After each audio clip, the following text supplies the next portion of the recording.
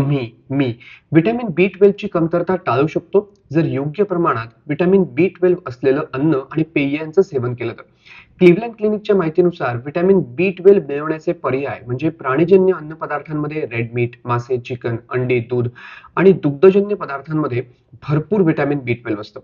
Fortified foods म्हणजे असे पदार्थ ज्यांना काही विशिष्ट व्हिटॅमिन किंवा पोषक तत्व कृत्रिमरित्या जोडलेली असतात.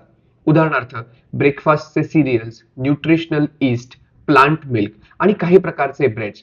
हे अन्नपदार्थ खरेदी करताना त्यावरील न्यूट्रिशन फॅक्ट्सचं लेबल वाचून त्यामध्ये व्हिटॅमिन B12 आहे का नाही याची खात्री करून आपण ते घेऊ शकतो. व्हिटॅमिन B12च्या सप्लिमेंट्समध्ये बऱ्याच मल्टीव्हिटॅमिनमध्ये व्हिटॅमिन B12 असतं. काही सप्लिमेंट्स फक्त व्हिटॅमिन B12 साठीच असतात.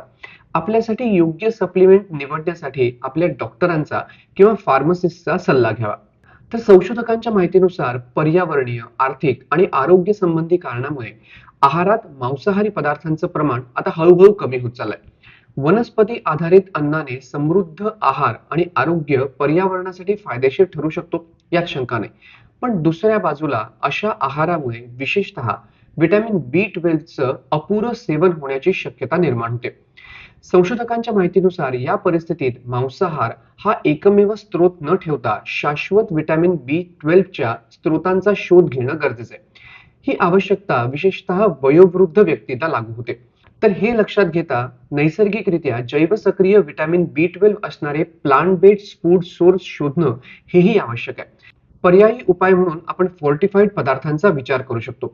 मल्टीव्हिटॅमिनच्या सप्लिमेंट्स एक वैध प्रतिबंधात्मक उपचार पद्धत नक्की आहे, जरी ती अन्नावर आधारित उपायांइतकी दीर्घकालीन प्रभाव देऊ शकत नाही. या सर्व उपायांनी मिळून वयोवृद्ध लोकांमध्ये खास करून आपण कुपोषण टाळण्यासाठी किंवा अनिमिया टाळण्यासाठी ह्या उपाययोजनांचा प्रभावी वापर करू शकतो. व्हिटॅमिन B12 ची कमतरता टाळण्यासाठी तुम्ही खालील उपाय करू शकता. वारंवार मद्यपान केल्याने पचनसंस्थेचं नुकसान होऊ शकतं आणि त्यामुळे शरीराला व्हिटॅमिन B12 शोषून घेणं कठीण जातं. जर तुम्हाला पचनसंस्थेशी संबंधित किंवा डायजेस्टिव्ह आजार असतील तर तुम्ही तुमच्या डॉक्टरांनी दिलेल्या सूचनांचं पालन करून तुमचं आरोग्य चांगलं राखण्याचा प्रयत्न करा. हा व्हिडिओ कसा वाटला हे नक्की कळवा आणि अशाच प्रकारचे विविध प्रकारचे व्हिडिओ ज्यामध्ये इन्फॉर्मेटिव्ह माहिती आहे, तुम्हाला काहीतरी नवीन वाचायला पाहायला मिळेल, यासाठी तब्येत पाणी हे चॅनल नक्की लाईक करा आणि सबस्क्राईब करा.